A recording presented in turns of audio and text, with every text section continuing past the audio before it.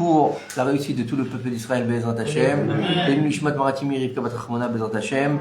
On va aussi dédier ce shiur pour la maman de Moshe Bijawi, dont c'était les Shloshim ce soir. Arlet Torah Bat Sarina Sarah, Bezrat Hashem, c'était 30 jours ce soir, Bezrat Hashem. Et j'ai dédié ce shiur pour une fois, je me suis dédié pour moi. Voilà, pour une fois, en 10 ans de shiur, j'ai pas l'habitude de le faire, mais là voilà, je me suis dédié pour la réussite de mon exposition Bezrat Hashem. Voilà, donc je me suis fait un peu plaisir, on va dire. Ce soir, on va continuer, on va pas encore parler de Hanouka, si tu veux, la semaine prochaine. Donc moi, je rentre lundi. J'espère être assez en forme pour faire le cours. D'accord, je vous le dirai, Bezrat Hashem. Et on fera, si Dieu veut, on fera un cours sur Hanouka la semaine prochaine. On a encore 2 semaines pour avoir Hanouka. C'est quoi la date de Hanouka? Le 25 qui se lève. Ça annonce toujours le 25 qui se lève. D'accord? Je ne sais pas quand est-ce que ça tombe en français. C'est 14 décembre. Voilà. Janvier, excusez-moi. Non, décembre. On commence le cours ou pas? C'est pas 14 le 15, non? Donc, on fera un cours sur Hanouka, Bli Neder la semaine prochaine. Cette semaine, on va continuer encore notre étude sur la Chassidoute et sur le Tzror HaChaim. Il faut savoir une chose, c'est que de toute façon, la fête de Hanouka, elle a un rapport complet et extrême avec Yaakov Avinu. Yaakov Avinu et Yosef Hatzadik, c'est un rapport qui sont au niveau de Hanouka, donc qui vient du mot Chinuch, le Chaner, celui qui a fait le Chinuch de nos patriarches, c'est Yaakov Avinu.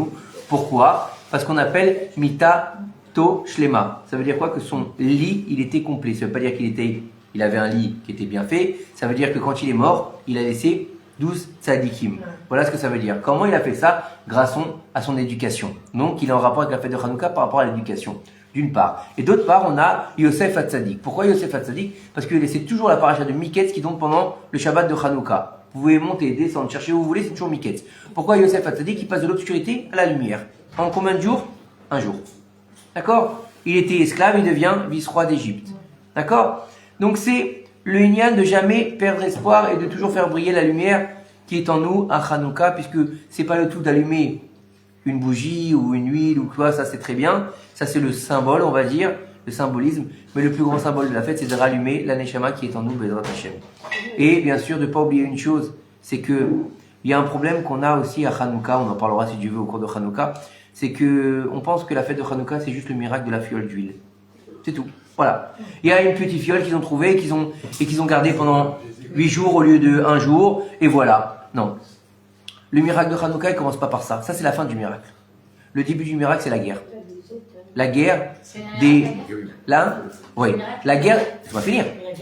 La guerre des Hashmonaïm contre l'Empire grec. Il faut savoir que... Est-ce que tu as vu le film 300? Non? Tu devrais. En tout cas, il faut savoir que la guerre des Hashmonaïm, nos sages nous disent c'était 15 pelés, d'accord, contre une armée entière. 15 vieux schnock contre une armée entière. Des mecs qui sont venus avec leurs bâtons et leur épée contre des éléphants et des tigres de combat. D'accord? Imagine le miracle. Tu comprends? Il y a marqué dans le Hananissim, un petit peu contre beaucoup. Des tzadikim contre des rechaïm. La force, elle n'est pas dans le nombre, elle est dans la personne. D'accord? Chaque chose, il faut se définir une chose, il faut comprendre une chose, c'est que chaque chose dans le peuple d'Israël est définie par 3 pôles. Vous savez que le chiffre 3, il est extrêmement important chez nous. C'est pas la Trinité, justement, ils ont pris ça de chez nous. D'accord? Mais il faut savoir que toute cette histoire du 3, il est très important. Les 3 patriarches, les 3 matriarches aussi. Donc vous allez me dire, il y en a 4. Il y en a 4? Oui. Il y en a 2, c'était des jumelles. Des jumelles et c'était la même. D'accord? Bon, ça, on va venir tout à l'heure, Bezrat Hashem. Donc, il y a 3 matriarches, en fait, dans l'absolu. D'accord? Et les Rachel, c'est des jumelles. C'est la même. Les Rachel, c'est la même. Donc, 3 matriarches. 3 niveaux de Torah. D'accord? Torah, Nevi'im, Ketuvim. 3. Le chiffre 3 est très important. Et le Inyan, il est de comprendre que on nous a piqué notre histoire par rapport à la Trinité. Ça marche pas comme ça chez nous. Et justement, on va parler de ça. Vous savez que dans le Kuzari, il nous rapporte là-bas qu'on nous dit que quand le roi des Khazars, il a demandé aux chrétiens de lui expliquer pourquoi ils devaient croire au christianisme. Il lui a expliqué qu'en fait, Dieu il avait abandonné le peuple d'Israël parce qu'il n'avait pas cru en Mashiach, qui était donc Yeshua.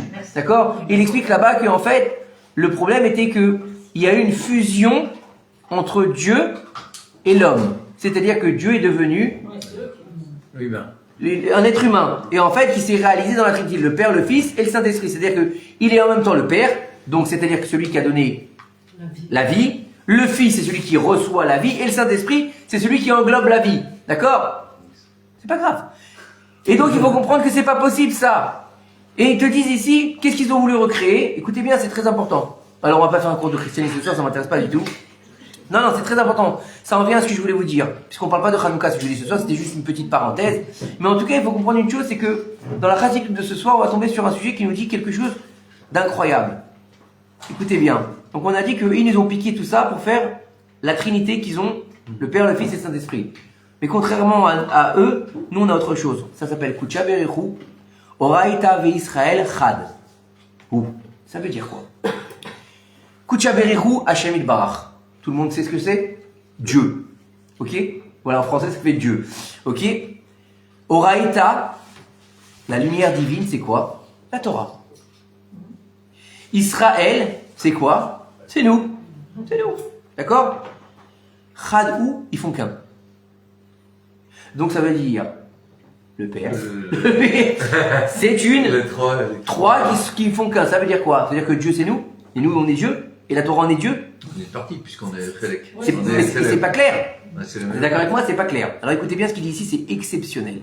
Donc on peut penser, si on lit ça comme ça, sans avoir la compréhension du texte, on est des dieux. Oui ou non? C'est dangereux. On peut créer une nouvelle religion. D'accord? C'est pas du tout ça. Et le problème qu'il y a, c'est qu'il y a des gens qui comprennent la Torah comme ça. Et ils en font des sectes ensuite. Et ils vont se baser sur les écrits de la Torah. Alors écoutez bien ce qu'il dit ici. Cet ensemble-là, ce yichud qu'il y a entre Akadosh Baruch Hu, la Torah et Israël, d'accord? Il vient nous dire en fait, il vient en allusion, écoutez bien, je trouve ça magnifique, j'ai lu ça ce matin.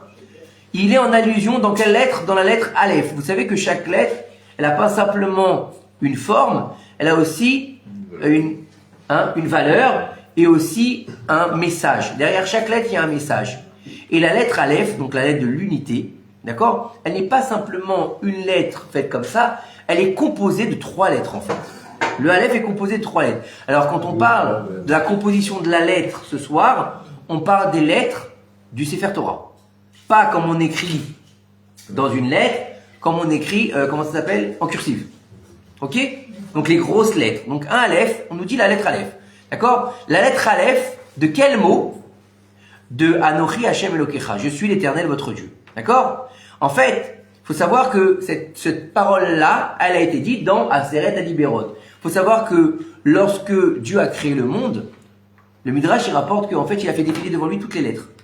Et chaque lettre, elle avait un défaut. Pourquoi? Celle-là, c'était la lettre du mot mensonge, celle-là, c'était la lettre du mot mort, c'était la lettre du mot vol, c'était la lettre que quelque chose qui n'était pas bon. Donc Dieu disait, je peux pas créer mon monde sur une lettre qui va représenter ou le mensonge, ou la violence, ou la faute, des choses comme ça. Jusqu'à arriver à Beth, où là-bas, nos sages nous disent, le Beth, il lui a dit, tiens, toi tu es le Beth, tu es la Baeracha, tu es la bénédiction, donc je vais créer mon monde avec toi. Et on dit que, donc quand le Aleph s'est présenté devant Dieu, imaginez, donc des petites lettres qui se présentent devant Dieu. Faut l'imaginer, hein, imaginez un petit dessin animé, quoi. Il lui dit, et Dieu il s'est tourné après, bien sûr c'est une image, Dieu il s'est tourné vers le Aleph, et il lui a dit, Eshkoun, et toi il n'a rien dit. Tu dis rien? Non, il n'a rien dit. Il lui dit, qu'est-ce que tu veux que je dise, moi? Il lui dit, tu sais, moi je suis même pas un pluriel. Il lui dit, comment ça? Il lui dit, bah pour faire un pluriel, il faut au moins que ce soit un double. Le bête, c'est déjà un pluriel. Moi je suis un Aleph, je suis un, je suis tout petit, qu'est-ce que tu veux que je me... T'as choisi, Kapara, j'ai même pas besoin de dire quoi que ce soit. Il lui a dit, comme ça tu te rabaisses, comme ça tu t'humilies devant moi. Sache que tu seras la première lettre du don de la Torah. Anochi Hashem Elokecha. C'est-à-dire que le monde a été créé par Bereshit, et la première lettre du don de la Torah, c'est Anochi. Et il nous dit ici, là-bas, que, en fait, le Admour Hazaken, il nous dit que, comment est-ce qu'il est créé, ce Aleph? Comment est-ce qu'il, pas celui-là, forcément, la lettre Aleph au soi, elle est créée avec 3 lettres. Comment? Un Yud en haut, un Vav au milieu, et un Yud en bas. D'accord? Pourquoi? Alors écoutez bien, c'est très intéressant. Il nous dit ici que, en fait, donc n'oubliez pas, un Yud qui est sur le haut, une barre transversale qui s'appelle un Vav, et un yud qui se reflète, en fait c'est un yud inversé.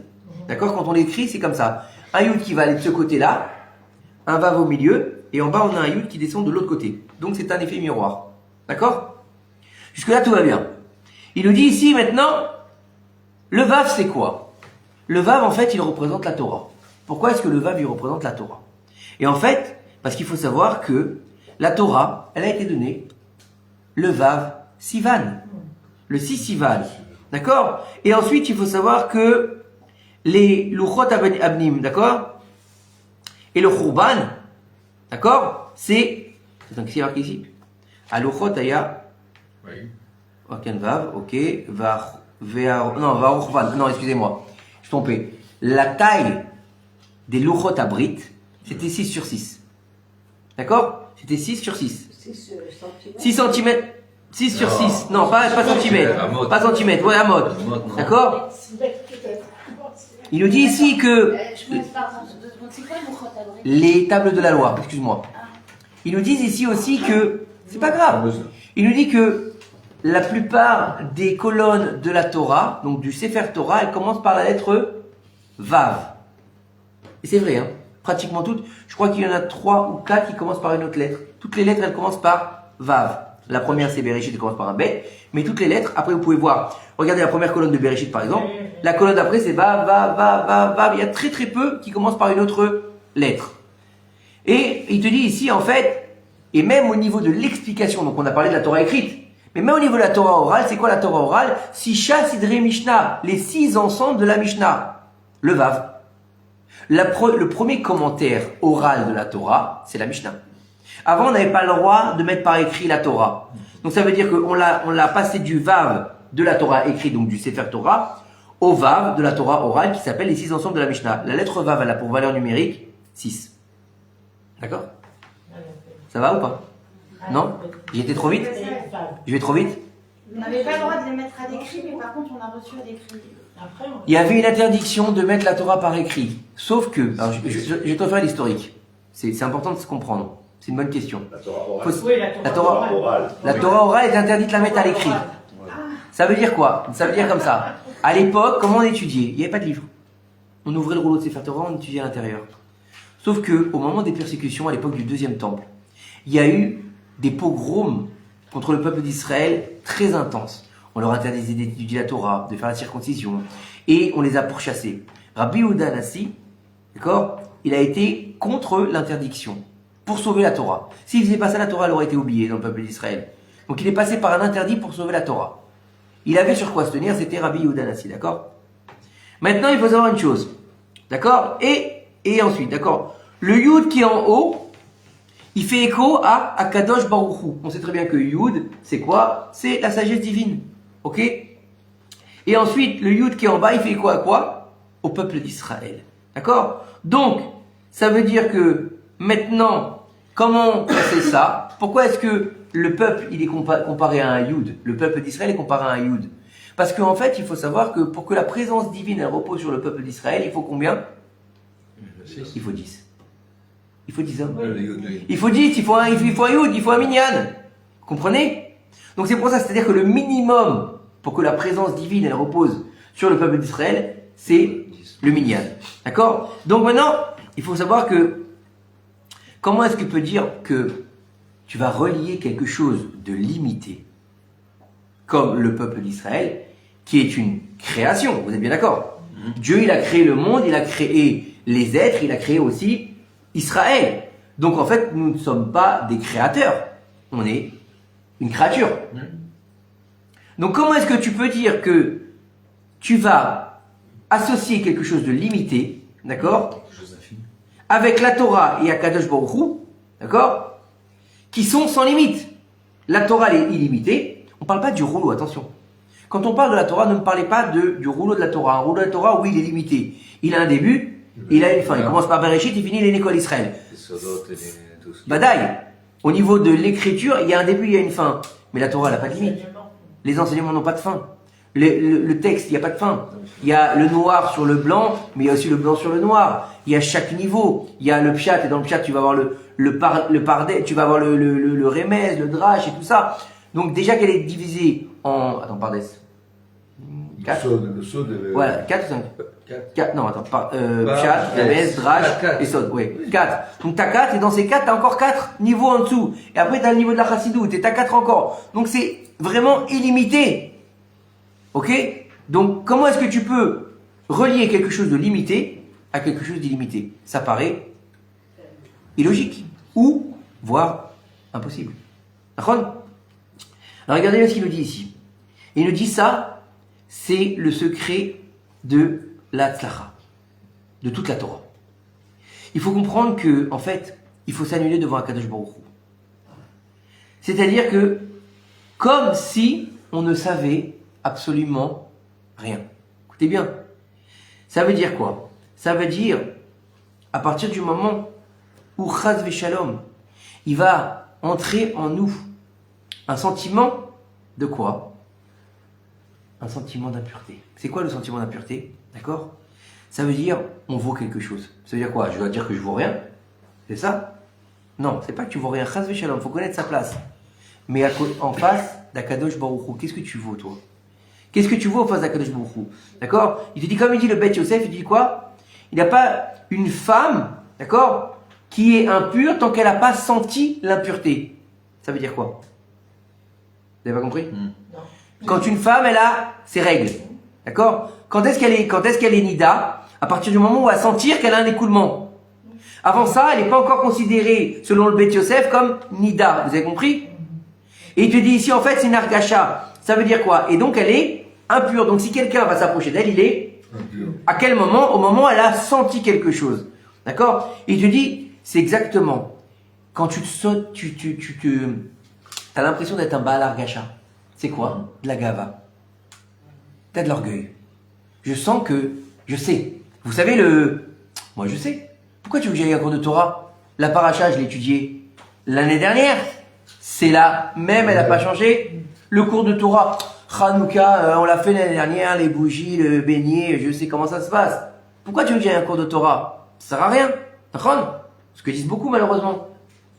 Et il te dit ici, en fait, à partir du moment où tu as ce sentiment-là, ça veut dire que tu ne vaux rien aux yeux de Dieu. Il te dit ici, plus tu vas apprendre, écoutez bien, ça c'est violent, plus tu vas apprendre la Torah, et plus tu vas sentir que vraiment tu ne sais rien. C'est bon ou pas ça? Ouais. Shlomo, qu'est-ce que t'en penses? C'est vrai. Hein? Il te dit, attends, il te dit, Jean-Biavin qui disait ça. hein? C'est Jean-Biavin qui disait ça. Regarde ce qu'il te dit ici. Tu as appris aujourd'hui quelques pages de Gemara, d'accord? Et tu vas dire, ah, Baruch Hashem, aujourd'hui, je suis... Donc qu'est-ce que tu vas dire, maman? Ah, j'ai bien compris. Non, tu avais pris quelques pages de Gemara, tu vas dire aujourd'hui, je suis un ignorant. Je suis un ignorant. Demain, quand tu vas apprendre encore quelques pages de Gemara, et encore quelques explications, et encore quelques halachot, tu vas dire, aujourd'hui, j'ai découvert une chose, encore mieux qu'hier, que je ne sais encore moins de choses que je savais hier. Sois encore plus conscient que je suis. Je suis encore plus conscient que je suis nul en fait. Il te dit ici, c'est des mots très durs, il emploie le mot, alors c'est dur à traduire, c'est bourg et amaharetz.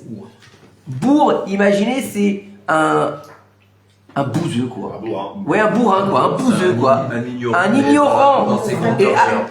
voilà, imaginez un mec qui ne sait rien quoi. C'est Un bourg, c'est un illettré complet. Voilà, exactement. C'est un illettré complet. Et un amaharetz, c'est le mec qui s'en fout, qui connaît rien quoi. Tu vas dire, t'as vu les films ce matin, il va dire, c'est quoi des tuilines? Non. Vous comprenez, il connaît rien, il est en dehors de la Tmouna. C'est-à-dire que tu t'imagines que tu vas dire ça, il a dit quoi ici? T'as étudié 2 jours de Gemara. Donc c'est déjà, quand même, t'as déjà un niveau en plus, parce que tu étudies la Gemara. D'accord? Non, le mec il te dit, Comment savoir le niveau? tu comprends rien. Non, il te dit, plus tu vas et plus. D'accord? Et encore le lendemain, quand tu vas encore étudier quelques pages, tu vas dire, aujourd'hui, c'est clair. D'accord?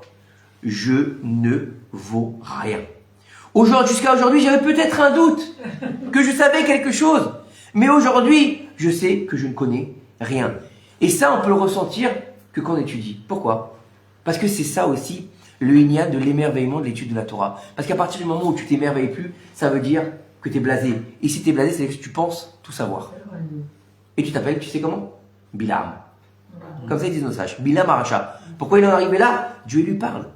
Dieu lui parle, il dit, je vais quand même aller les maudire. Comment il peut être comme ça? Il était tellement blasé de la vie, il voyait même plus le bon. Comprenez? C'est-à-dire que tu as l'impression que tu es saturé, tu connais tout. Et qu'est-ce qu'ils font en général les gens aujourd'hui quand ils savent tout? Vous savez les influenceurs, ils ont 20 ans, 25 ans, ils ont tout fait, ils ont tout vu. Et chaque semaine, on en voit qui font quoi? Ils se suicident. Pourquoi? Pas parce qu'ils pensent qu'ils ont tout. Ils ont tout, voilà, ils ont plus rien à faire. Oh,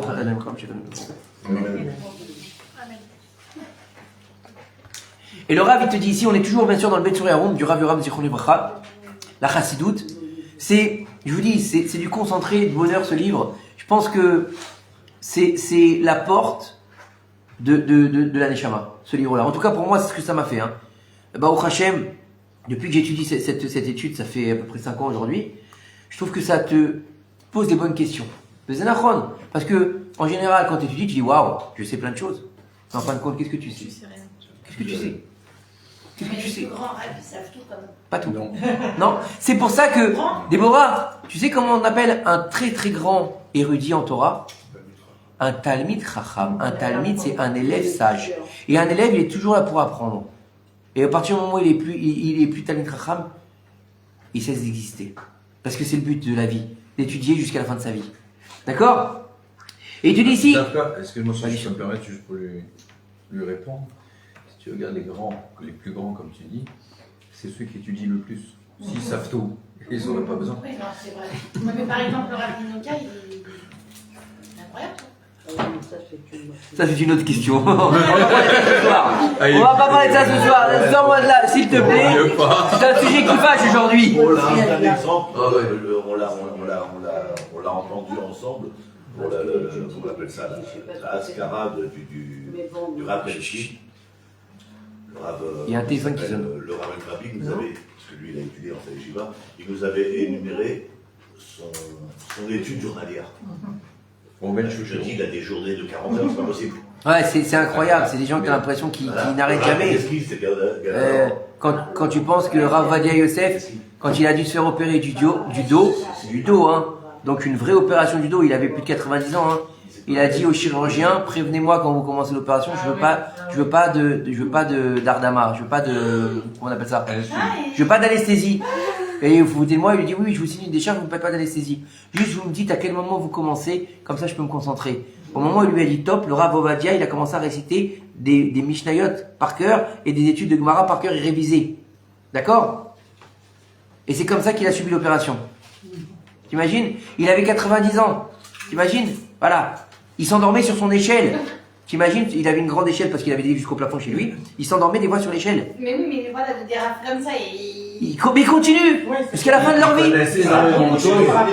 Mais même si je leur demandais à eux, ils te diraient qu'ils sont encore loin de. Voilà. Plus tu es, c'est ça entre leur connaissance et la nôtre, c'est ça les forces, c'est ça la force de la Torah. Plus tu étudies et plus tu as envie d'étudier. Tu comprends? Et là on continue. Mesdames, vous êtes avec nous? Il te dit ici, c'est que comme ça qu'on peut évoluer dans la spiritualité. D'accord? Et il te dit ici, quand tu vas dans ce chemin, c'est le moyen d'arriver avec l'aide de... Mesdames. D'accord?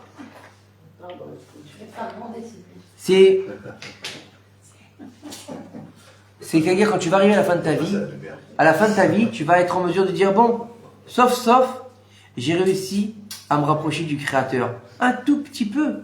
Je vais pouvoir un petit peu comprendre ce que c'est le Créateur. J'ai réussi à me rapprocher d'Hachem. Mais à la fin de ta vie, tu peux dire ça, d'accord? Mais tu dis, mais en fin de compte, ce que j'ai compris, c'est que je suis juste une goutte putricide devant Hachem Yitbarach. Je suis rien. D'accord? Tu dis, le Rabbi de Lubavitch, il te donne un très bon exemple. Il te dit en fait que c'est comme un grain d'orge dans la terre. D'accord? Si là-bas il va pas être écrasé, s'il va pas rentrer, s'il va pas être dans la boue, d'accord? Eh ben, en fait, il va pas pouvoir s'ouvrir. D'accord? En fait, il faut savoir que il va falloir que il se mêle ensuite à la terre, il va falloir qu'il pourrisse, il va falloir qu'il se rabaisse en fait quelque part pour pouvoir donner ses fruits. Et c'est comme ça qu'il va pouvoir donner un champ de blé. Mais s'il sent qu'il est quelque chose qui s'y va donner, tu le mets sur la terre, il est beau, il reste très joli, d'accord? Très joli le grain de blé, tu le mets sur du béton. Allez, là. hop, il reste très joli. Il va te donner quoi? Même pas un cornflakes. Vous avez compris? Et c'est pareil pour l'homme en fait. Il peut pas en fait réussir, écoutez bien ce que dit ici le Rav, il peut pas réussir à atteindre la saga. Comment on peut traduire la saga? La notion, voilà, la notion de sainteté, d'accord? S'il va pas se rabaisser. Et ça, c'est le secret du service divin. C'est-à-dire, tu sais rien. C'est pas simplement de l'humilité, c'est-à-dire que même quand tu vas apprendre, tu vas être en mesure de dire, j'ai encore du chemin, et pas ça y est. Vous savez, je sais plus qui j'avais entendu ça. C'est un Rav qui disait, je sais plus quel Rav il disait ça, et j'avais trouvé ça très beau. Il disait, quand tu vas à un cours de Torah, quand tu rentres au cours, quel que soit l'endroit où tu vas et quel que soit le Rav que tu vas écouter, laisse tous tes a priori dehors. Parce que sinon, tu n'écouteras pas le Rav. Ça peut être le meilleur cours de Torah que tu as. Ça peut être le plus grand conférencier du monde. Comme ça, hein. Il disait le Rav. Je ne sais plus qui c'est qui avait dit ça. Mais tu retiens pas, c'est les a priori, tu retiens. Il te disait, tu sortiras du cours déçu. Ouais. Il te dit, quand tu es vidé, tu es sûr que tu vas avoir, même si c'est pas forcément quelque chose qui va te plaire, si ça te parle pas forcément, parce que le sujet ou la personne qui parle, tu auras quand même retenu quelque chose. Pourquoi? Parce que tu auras laissé de côté tes a priori et ta propre personne. Donc tu pourras te faire, laisser rentrer la parole de l'autre en fait. Et c'est vrai, hein, moi je l'ai essayé une fois. J'ai essayé, je suis rentré avec des a priori. J'ai dit, celui-là, je vais passer un mauvais cours. Non, vraiment, je l'ai fait, j'ai essayé. J'ai dit, il faut que je vois si ça marche. J'ai dit, je veux que je vois. Je vais passer un cours, il va dire que des conneries, comme ça, hein, avant de rentrer. Ça va être pourri, je vais m'embêter, autant de temps que ça va durer, et tout ce qu'il va dire, je vais trouver un autre truc derrière, genre que j'ai déjà appris, et pour contrer l'histoire. Je suis sorti là, j'ai envie de vomir. Incroyable. C'est horrible. Il y en avait trop. Faut que tu rentres. Le conférencier, il est bien, il est pas bien, tu le connais pas. Vide ta tête. Ça se trouve, il va pas te plaire, mais il va dire une chose. Un mot qui va te changer ta vie. Donc voilà. Donc ça veut dire, il nous dit ici, beaucoup de personnes n'arrivent pas à mériter de rentrer dans les portes de la sagesse. D'accord? Et si ils rentrent dans les portes de la sagesse, alors ils vont pas réussir à rentrer dans les portes de la sagesse intérieure. Ils vont que rester dans les portes de la sagesse extérieure. D'accord? Ça veut dire quoi? Ils vont juste rester dans l'introduction. L'introduction à la sagesse. D'accord? Ça veut dire pourquoi? Parce qu'en fait, ils vont pas réussir à détruire le fruit qui est en eux, comme le grain de blé.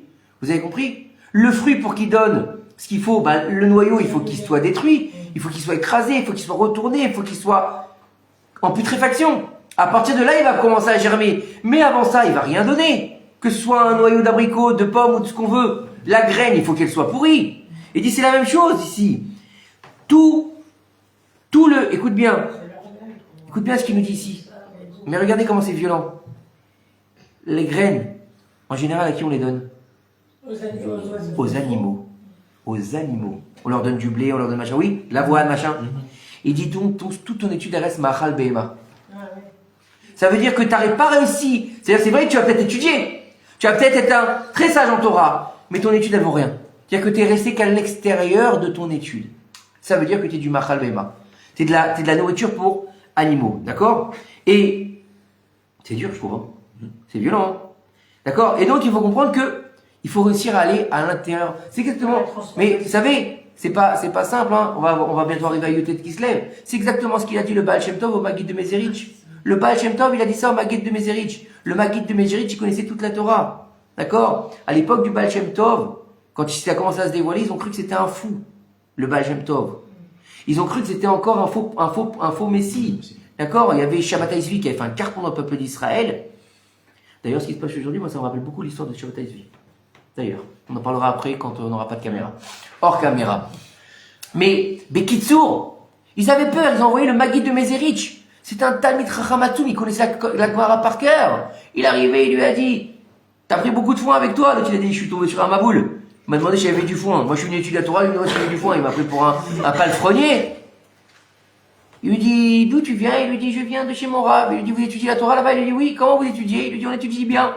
Tu connais le Zohar Akadosh? Il dit oui, récite-moi une partie du Zohar. Il dit, il lui fait le Zohar. Oh, le Baal Shem Tov, il finit, donc le Maguid de Mezerich.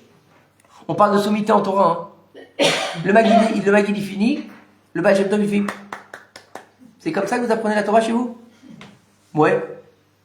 Imagine, hein. Alors le Maguid, il lui dit, et vous l'apprenez comment? Alors le Baal Shem Tov, il avait toujours un livre ouvert. Il raconte l'histoire. Il a fermé le livre. Il a fermé les yeux. Il a commencé à réciter la Hydra du Zohar. Donc, Hydra Zuta. Exactement, Hydra Zuta. Donc, dans Hydra Zuta, il a dit Sham, il y a marqué là-bas, Sham Rabbi Shimon Bar Yochai. D'accord? Et au moment où il dit Sham Rabbi Shimon Bar Yochai, on entend boum! Et il continue le Baal Shem Tov. Il est pas dérangé. Tu sais, c'est le Baal Shem Tov. Il a un niveau, c'est pas parce qu'il y a un bruit qui va se retourner. Lui, il se retourne pas. Boum! Et continue. 10 minutes, il finit la Hydra. Fini à Hydra, il voit le Maguid de Mezerich inconscient par terre. Inconscient par terre.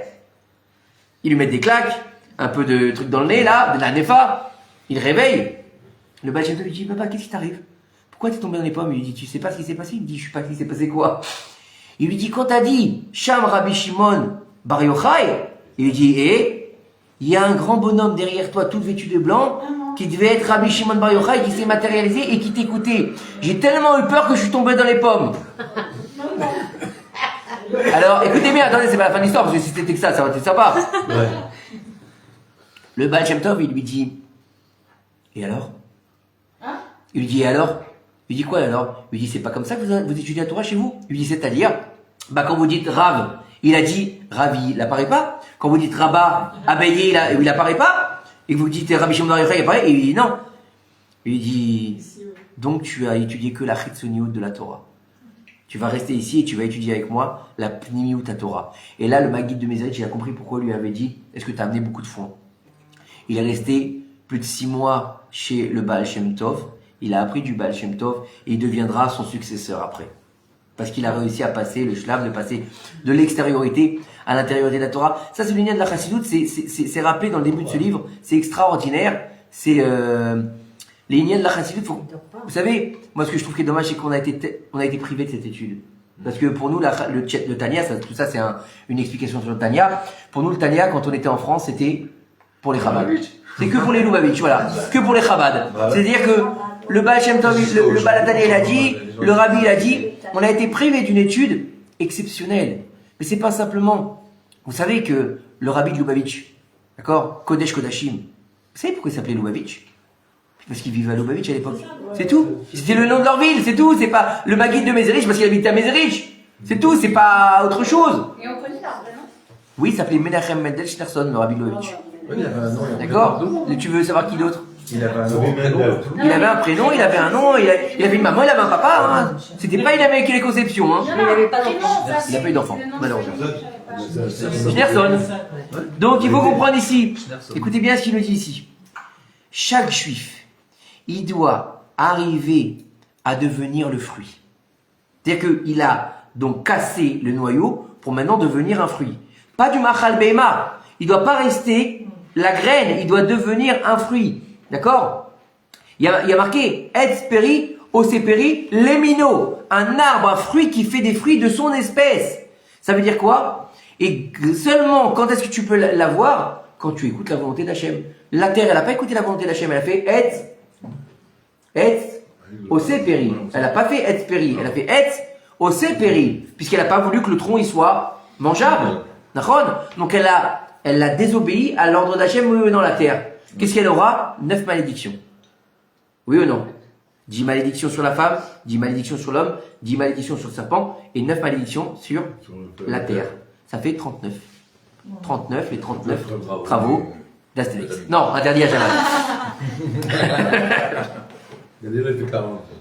Donc, ça veut dire que pour pouvoir atteindre la pnimiout de la sagesse, donc l'intériorité de la sagesse, pas seulement quelque chose d'extérieur, il faut devenir le fruit. Donc il faut se casser. Donc il faut s'annuler complètement. Ça veut dire quoi? C'est-à-dire que Akadosh Baruch Hu, il a fait en sorte, c'est vrai que tout ce qu'il va créer dans le monde, il est limité.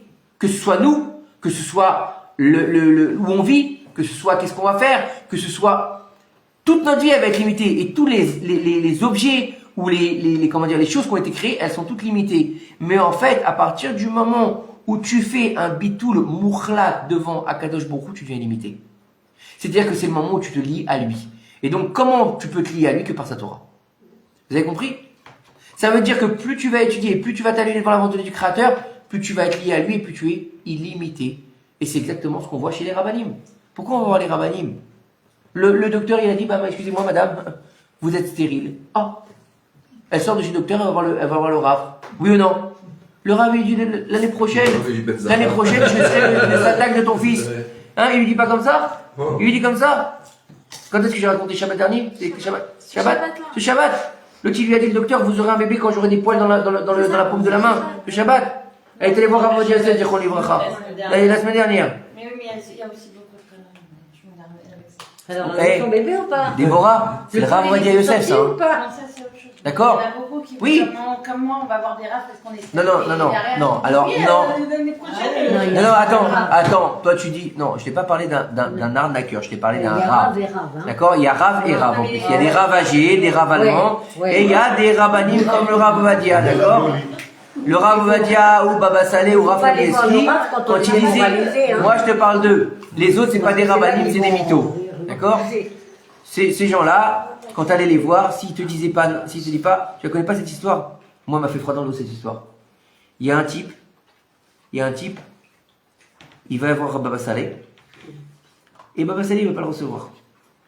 Et alors il écrit sur son papier, et il dit, je veux avoir un bébé. Et il pose le papier, et Baba Saleh, il pousse le papier. L'année d'après, il revient. Baba Saleh ne veut pas le recevoir encore une fois. Et il pousse le papier. L'année, je ne sais pas combien d'années il a été, et à chaque fois, Baba Saleh, il ne veut pas le bénir. Il veut pas le bénir. Il veut pas. Il dit c'est pas possible. Il y a pas de bénédiction, il y a pas. Quand le tzaddik il veut pas donner, il bénit pas. Il va pas mentir, il peut pas lui dire tu vas avoir un bébé et qu'il y a pas. C'est un tzaddik, il peut pas mentir, il est émet. D'accord? La dernière année, je crois que c'était 10 ans après, tous les ans il va chez Baba Saleh, tous les ans, ou tous les 6 mois, je sais plus exactement. J'avais écrit cette histoire, je sais plus dans un des livres Noam, je crois. Elle m'avait glacé le sang cette histoire. Et il va à chaque fois, et Baba Saleh toujours il le rejette. Et à un moment donné, le Shamash dit, tu m'as tué, toi je te vois tout le temps ici, casse-toi quoi. Il lui dit, non, faut que je vois le Rav. Il dit, le Rav ne veut pas te donner de bracha. Je dis, laisse-moi y aller. Il lui dit, Gvodara, il dit, je peux pas te bénir. Il lui dit, je peux pas te bénir, il y a pas de mazal, il y a rien, il y a pas. Il lui dit, je vous en supplie, donnez-moi comme une bracha. Et il lui dit, pourquoi? Écoutez bien ce qu'il lui dit le gars. Il lui dit, parce que je suis sûr que tout ce que tu dis, il se réalise. Il dit ça à Baba Saleh, le mec. Il lui dit, t'as tellement confiance en moi? Et il lui dit oui. Ça fait 10 ans, un truc comme ça qui est passé. Baba Saleh lui dit, maintenant, tu sors d'ici, tu vas acheter une poussette. Et tu reviens ici avec la poussette. Le mec, il est parti, il a acheté la poussette, il est revenu avec la poussette chez Baba Saleh, et là, Baba Saleh, il l'a béni. Il a dit, s'il est capable de croire à ce point au émet des tzadikim, je suis obligé de le bénir. Et il a eu. Et il a eu la bénédiction, et il a eu le bébé. C'est voilà, mais c'est un niveau, vous comprenez, c'est un niveau. Comment ils arrivent à ce niveau? Ils battent l'autre. L'annulation totale. L'annulation totale. C'est ça le tzaddik du Hémet. Me parlez pas des Meforsameh des Shekers. J'en ai fait un cours ce matin. Il passera la semaine prochaine sur la paracha Vaishlach. Meforsameh des Shekers, c'est l'ange des saves. D'accord? Tous ces gens-là qui te disent, oui, je connais toute ta vie. Attends, tu t'appelles comme ça? T'as mangé des tlapkei là? Comment tu sais, ça sent? Arrêtez vos conneries. Ça suffit un peu avec ces trucs-là. Hein? Comme moi, j'ai été une fois, j'ai appelé mon rab, j'ai dit, écoute, j'ai un problème, là, on m'a dit qu'il fallait voir ce rab-là, et je peux aller le voir. Il a dit, si tu crois, il m'a dit comme ça, si tu crois aux nécromanciens, vas-y. Vous savez ce que c'est les nécromanciens? C'est ceux qui font appel aux morts. Voilà, faut arrêter, c'est pas des ravanim, ça. C'est des ravagés. Il n'y en a plus de ravanim aujourd'hui comme ça. Il y a très peu. Il y a très peu. Mais en général, ils reçoivent pas les femmes. Il y a le rab? Il y a Rabbi David Aboukhazera. Rabbi David Aboukhazera, il y a très peu. Il y en a, on continue? Il y en a toujours 36. 36 tzadikim. Nistarim. 36. 36. Et numéro complémentaire? Il y a là. Donc, L'annulation devant Akadosh Baruch Hu, c'est le meilleur moyen de se rapprocher d'Hachem Ilbarach. Et ça donne ses fruits, Bezrat Hashem. On voit des miracles tous les jours, même si c'est difficile, on croit en Dieu, on accepte notre sort, même si des fois on ne comprend pas et que c'est difficile. On avance et on essaie de garder le sourire, Bezrat Hashem, parce qu'il n'y a rien qui résiste à la joie et à l'espoir. Bezrat Hashem. En tout cas, en parlant d'espoir, on en a une qui a eu beaucoup de difficultés et qui a gardé espoir. Elle s'appelait Rachel Imenu. Comme d'habitude, on passe sur le Tzorah Chaim dans la paracha qu'on vient de passer, parachat Vayetse, cette fameuse rencontre entre Yaakov et son futur, Yaakov et ses futures épouses, qui est la même en fait, parce que Rachel et Léa, ce sont des jumelles qui représentent aussi bien l'une que l'autre la présence divine cachée et la présence divine dévoilée. Donc c'est en fait Adam Arishon qui réépouse ces deux femmes qu'il avait renvoyées, qu'on avait déjà parlé à un cours. Mais c'est pas le propos de ce soir, on a déjà parlé de ça, d'accord, on va pas reparler de Adam et ses deux femmes, on va pas parler de la Shrina dévoilée et la Shrina cachée, ça aussi on avait fait un cours dessus, pourquoi Rachel elle est enterrée dehors et Léa elle est enterrée en bas, on en a déjà parlé, elles étaient pareilles, quand on dit que les yeux ils étaient gonflés, c'est des allusions, c'est beaucoup de choses derrière, mais en fin de compte c'était des jumelles, ok, des jumelles, ça se ressemble. Et il te dit ici maintenant que il lui a donné sa fille pour Rachel, pour femme. Alors on sait très bien que le zivoug de Yaakov c'était Rachel. Et Léa, elle a changé, non seulement elle a changé sa destinée, mais en plus de ça, elle a épousé celui qui était réservé à sa sœur. Non seulement elle n'a pas épousé un rachat, en plus elle a épousé le plus grand sadique de la génération, Yaakov Avinu. Mais il faut savoir que c'est très intéressant quand on regarde la paracha. Donc on voit que Yaakov Avinu, il a épousé en fait deux sœurs. Rachel et Léa sont des sœurs, donc elles sont du même papa, de la même maman, des jumelles. Déjà, faut pas se tromper. C'est laquelle, on sait pas. Mais bon, c'est un problème. Mais on sait très bien que la Torah nous a interdit d'épouser deux sœurs. Donc comment est-ce que, c'est marqué ou pas? Tu n'épouseras pas une femme et sa sœur. D'accord? Pourquoi? Arour, car tu ne verras pas sa nudité. C'est même maudit, il y a marqué celui qui va découvrir la nudité de sa belle-sœur, Rachel. Donc comment est-ce que tu peux... Oui. Sauf quand. On parle, non, là, ne parle pas quand, non, toi tu parles quand il est mort, d'accord, toi tu me parles de hiboum, je parle pas du hiboum, non, je parle pas du hiboum. Mais même la belle-sœur, elle reste interdite pour le hiboum. S'il y a une femme qui apporte pas La belle-sœur, elle est toujours interdite. C'est l'homme, c'est la femme qui va faire le hiboum. Allô, c'est pour la femme, c'est pas pour l'homme. Pour la belle-sœur. Voilà, c'est pas la même chose, c'est pas la même chose. Ah oui. Donc on ne parle pas de ça. On te dit, un mec, il n'a pas le droit d'épouser deux sœurs. Pourquoi il n'a pas le droit de voir la nudité de sa belle-sœur? Il s'est marié avec une fille, elle a une sœur, il peut pas épouser la deuxième après. Pourquoi? C'est interdit, il peut pas voir la nudité de sa sœur. D'accord? C'est marqué dans la Torah. Ok? Alors, tu dis ici que maintenant on a un problème. Yaakov Avinu, il va épouser deux sœurs. Mais on sait par nos sages que les patriarches y faisaient toute la Torah avant qu'elle soit donnée. D'accord? Rav, qui était donc un Amora, d'accord? Il nous dit, Avraham Avinu, il a fait toute la Torah. Pourquoi? Comment on le sait? Parce que Kadosh Baruch Hu, il a dit dans la Torah, donc c'est écrit dans la Torah, parce que Avraham, il a écouté ma voix, il a gardé mes mitzvot et mes statuts et mes lois. Donc si Dieu, il dit d'Abraham qu'il a gardé ses ordonnances, ses statuts et ses lois, qu'est-ce qu'il a fait Abraham? Il a gardé la Torah. Donc comment, si Avraham, Avinu, il garde la Torah, forcément Yitzhak, il garde la Torah, et forcément Yaakov, il garde la Torah, oui ou non? On est clair, et le Avraham, et le Yitzhak, et le Yaakov. Donc comment est-ce que Yaakov, il peut épouser deux sœurs? On dit qu'il faisait que toute la Torah quand on est resté. Non mais attends, Pas en route. attends, on va y venir, d'accord? Mais si c'est interdit, pour l'instant on va parler dans l'absolu, on ne parle pas d'Eretzrel ou de Khoul. Si c'est dans l'absolu que les patriarches ont fait la Torah, Non, mais il n'y avait pas encore la Torah. on vient d'expliquer qu'ils ont fait la Torah. Ils faisaient toute la Torah. Oui, c'est Donc, toute la Torah. comment est-ce que, s'ils faisaient toute la Torah, on va parler dans le, comment dire, dans l'absolu, on va dire, les patriarches faisaient toute la Torah. C'est ce qui a marqué. Rav, il a dit ça? Ok. Rav, je pense qu'il savait ce qu'il disait, mieux que nous. En tout cas, mieux que moi, ça c'est sûr. D'accord? Rav, il nous dit, les patriarches faisaient toute la Torah. Oui ou non? Donc, si c'est interdit de se marier avec deux sœurs, comment est-ce que Yaakov Avinu, il a pu épouser deux sœurs? C'est interdit. Ok? On avance. Je ne sais pas de quoi ça parle. Hein. Donc je le découvre en même temps que vous. Hein. D'accord? Il nous dit ici que si Yaakov Avinu, il a pu épouser Rachel et Léa, ça veut dire que déjà c'est la volonté d'Hachem. Oui ou non? Parce que sinon... Il l'aurait pas fait. Non, c'est pas ça. À un moment donné, Léa elle est là et le truc qui tombe, il voit que c'est là, il dit moi j'en veux pas. Tu comprends? Il y aurait eu un truc qui fait qu'il n'aurait pas pu l'épouser. Parce que rien ne se passe dans notre monde si c'est pas la volonté d'Akadosh Baruch Hu. D'accord? Si Dieu il n'avait pas voulu, qu'est-ce qu'il aurait fait? Ben, Lavan il aurait pas pu cacher à Yaakov. Yaakov il aurait découvert, ou Rachel elle lui aurait dit, ou bien il serait passé, il aurait vu que Rachel était en train de pleurer dans la tente. Je sais pas, n'importe quoi. Oui ou non? Ça aurait été dévoilé. Rien. Pourquoi? Parce que rien ne peut surprendre le tzaddik de vérité. Et celui qui s'appelle Emet, celui qu'on dit qui a la vérité, c'est Yaakov. Titen Emet les Yaakov. Tu donneras la vérité à Yaakov. Donc le plus, entre guillemets, clair, c'est Yaakov. Donc comment tu peux lui mentir? Si tu lui mens, c'est que Dieu, il veut.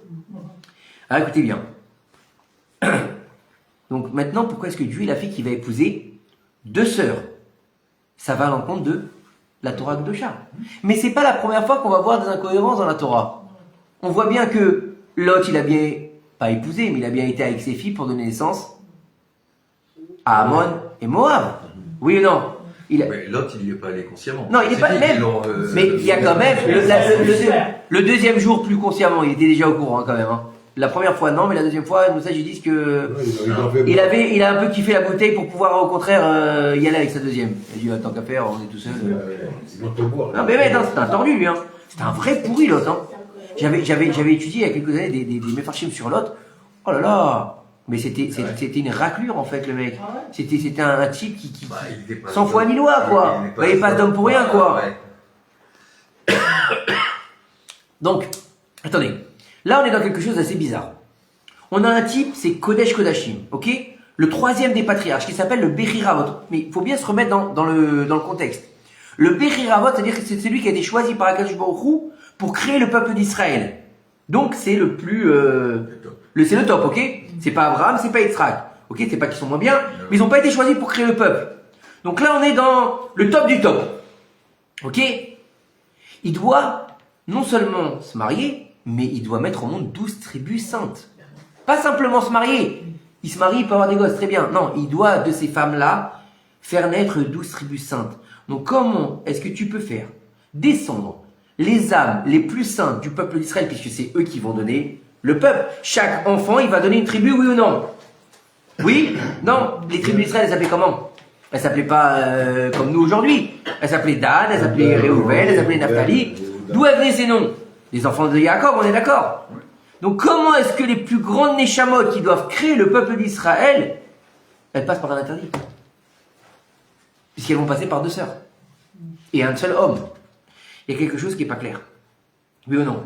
On est obligé de passer par un chemin tordu. Oui ou non? Vous êtes d'accord avec moi? Chaim, ça va? T'es avec nous? Julien, t'es toujours vivant? Non, il est pas...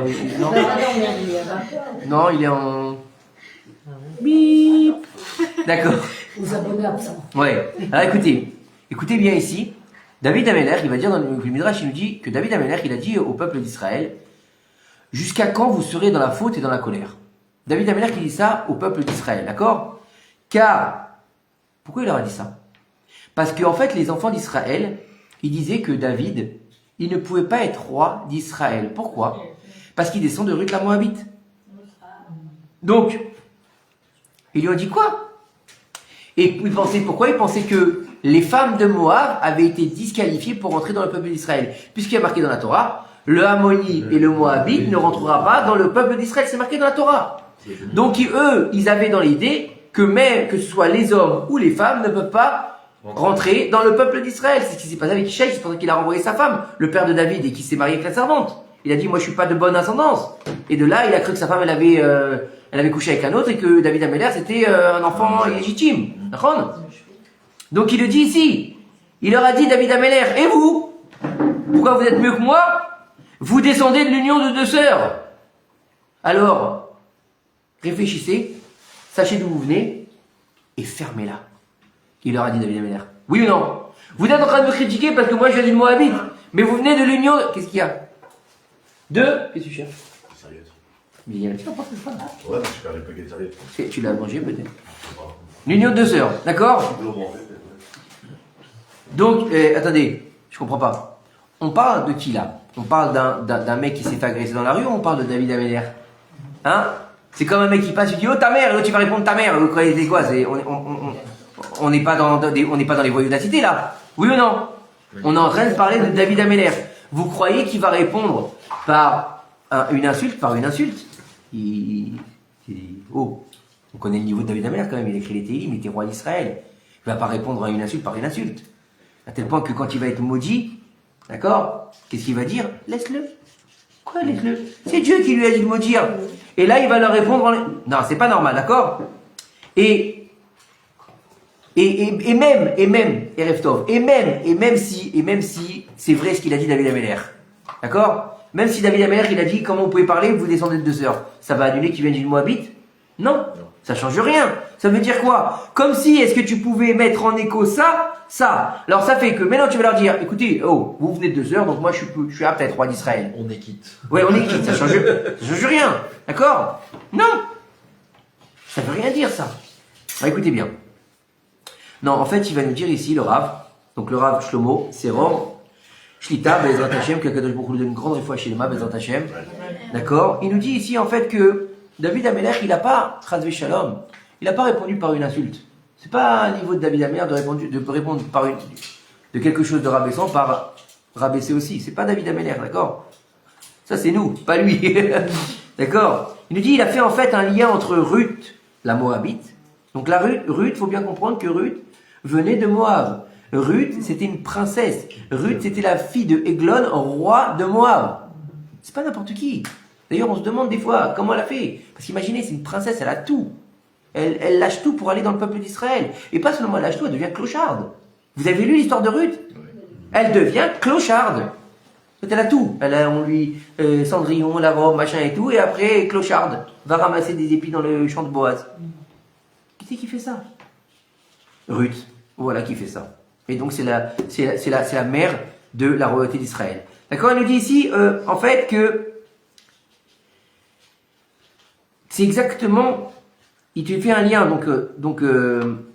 entre Ruth et Yaakov. Il dit en fait, il y a cette comparaison, la comparaison des deux sœurs, donc de Rachel et Léa, elle a été faite à quel moment? Au moment du mariage de Ruth et de Boaz, qui a duré combien de jours? Un jour. Un jour. Et ouais. Ouais, Il a épousé, il a consommé et il a canné. Voilà. Claire. Oui ou non? Le lendemain, il était mort. Bah ouais. Il l'a mise enceinte. Il avait fini sa mission. Il est mort. Elle était enceinte. Ouais, mais il était assez âgé, Boaz, faut pas croire qu'il était tout jeune. Il avait 80. Il avait déjà été marié, il avait déjà d'autres gosses, faut savoir, hein. Il avait la santé du pénis à l'époque, hein. Comme Abraham Avinu. Comme Abraham Avinu, il enterre sa femme, il a déjà plus de 100 ans et il va prendre une épouse, il a encore 6 enfants. Tu pénis. Ils avaient la forme à l'époque. Il mourrait pas au même âge. Bah ouais, mais bon, en même temps, nous à 35, 38 ans, Ouais, mais il travaillait. tu veux te lever la nuit, laisse-moi tranquille. L'emmène-le chez la voisine. Il travaillait pas. Il travaillait pas comme nous. Ouais, il travaillait pas comme nous, non, il travaillait dans les champs. Allez, on continue. Alors écoutez. Il faut croire que les champs c'était vitalisant. Ouais, tu m'étonnes peut-être. Ouais, c'était bien. Devenons agriculteurs. Bon, on va s'arrêter là, ça va partir en live à mon avis. Bah ouais, prendre de la graine, effectivement. Bon, écoutez, c'est dit ici en fait que lorsque Boaz il a épousé Ruth, il a marqué là-bas que tout le peuple qui se trouvait à la porte, d'accord, et les anciens ils ont dit, nous sommes témoins que Akadosh Baruch Hu rende l'épouse qui va rentrer dans ta maison, donc il parle à Boaz, d'accord, tout le monde est à l'entrée de chez Boaz, d'accord, ils vont l'accompagner dans sa noce, donc sa choupa, avec Ruth. Et ils disent ici, d'accord, donc les anciens c'est ceux qui sont les gardiens de la tradition. On peut pas appeler ça des rabbins si vous voulez aujourd'hui, d'accord? Ils te disent ici que, en fait, que l'Éternel, que Akadosh Baruch Hu rende l'épouse qui va rentrer dans ta maison semblable à Rachel et Léa, qui toutes deux édifièrent la maison d'Israël. Donc ils sont en train de lui dire que ta femme devienne une pierre maîtresse de la création du peuple d'Israël. Dieu bénisse Ruth. Ça a marché. Ça a marché, hein. Elle était assise sur le trône de Shlomo HaMelech, hein, Ruth. Sur Ruth, elle avait sa place sur le trône de Shlomo HaMelech. C'est pas n'importe quoi. Alors, pourquoi est-ce que ils l'ont béni comme Rachel et Léa? Pourquoi ils n'ont pas dit comme Sarah et Rivka? Oui ou non? Ou Sarah et Rachel, ou Léa et Rivka? Ils auraient pu, non? Non, Rachel et Léa. Alors maintenant... Rachel est là parce qu'elles étaient les épouses Non, de Jacob. pourquoi? Je sais pas. Le père du... Non, mais il a pas parlé... Non, mais ils n'ont pas parlé de Yaakov. Ils ont parlé de... Que Hachem rend Ses l'épouse. épouses. Non, mais là, ils parlent pas de Yaakov. Quand ils sont bénis Boaz. Je comprends. Pourquoi ils ont dit Rachel et Léa? Ils parlent pas de Yaakov. Non. Ils ont pas rapporté. C'est l'imam. Non, mais pourquoi il a pas dit comme Sarah et Rivka? Ils auraient pu dire. Ou comme Sarah et Rachel. Parce que Rachel et Léa, c'est elles qui ont créé. Les 12 Parce que Rivka, elle a eu Et que Ruth, elle a créé la Attendez. bel rachat. Elles ont eu que des tzadikim. Moi, je sais pas. Je Je sais pas ce qui est écrit après. Je sais pas ce qui est écrit après. Non, Mais mais on l'a dit tout à l'heure. C'est la question qui C'est pose. notre réponse, nous aussi on connaît pas Donc notre entre des... La question, C'est justement, la Justement, question, mais regarde. pourquoi pas comme Sarah et Rivka? Parce C'est que- aussi des matriarches, oui ou non? Ils auraient pu. Oui. Dafka comme Rachel et Léa. Donc maintenant, on va comprendre pourquoi. Ouais. Moi, je sais pas, je vous ai dit, je l'ai pas lu. Donc je peux pas vous répondre. Donc, la question, elle se pose. C'est Nachon ou pas? La question se pose ou À ce pas? point-là, oui. À ce Oui, niveau-là. à ce niveau-là. Oui. Il y a 4 matriarches. Donc Oui. ils auraient pu dire à Boaz, ils lui ont pas parlé de Yaakov. Si tu m'avais dit que Boaz soit comme Yaakov et que sa femme soit comme Rachel et Léa, je comprends. Mais il y a une autre question. Non, mais attends, oui ou non, t'es d'accord avec moi? Oui, oui, oui. Mais les 4 patriarches. Ouais. En fait, les patriarches, c'est Silpa et... Bilha? Et Bila. Non. C'est elles qui ont mis au monde les dirigeants. Oui. C'est pas- Qui c'est qui les a nommés? Ça va les gars. Qui c'est qui les a nommés? C'est les femmes. Qui c'est qui a nommé les enfants de Bilha et Zilpa? Rachel et Léa. Qui sait comment elles sont Oui, appelées parce que c'est comment elles sont la appelées dans la Torah? Les Les chiffres. chiffres. Ouais, je sais pas. Tout ce qui appartient à une servante, elle appartient. À son maître. Et voilà, t'as tout compris. Donc elles sont pas. On l'a expliqué Shabbat qu'elles seront considérées comme les Imaot après Achareta En et plus, c'était une fille. C'était les filles de la concubine. Non. Oui, d'accord, des demi-sœurs. Mais encore une fois, on l'a expliqué Shabbat. C'est à cause du mot Barzel. Barzel, c'est Rachel, Léa, Bilha, Zilpa. Et qu'on peut pas mettre de Barzel sur le Misbéach. C'est encore une explication. Ah, d'accord. D'accord, on continue. Après, tu vas me dire c'est trop long, il faut qu'on finisse. Je voulais- moi j'aime bien. Alors, il nous dit ici que, pour répondre à cette question, qui c'est qui va rapporter? Ni plus ni moins que le Hari Akadosh. D'accord? Donc, déjà, on monte d'un niveau, ok? Ouais. Donc, le Hari Akadosh, il nous dit que, faut comprendre que, dans notre monde, il y a beaucoup de grandes Neshamot qui vont naître chez des Rechaim. Pourquoi?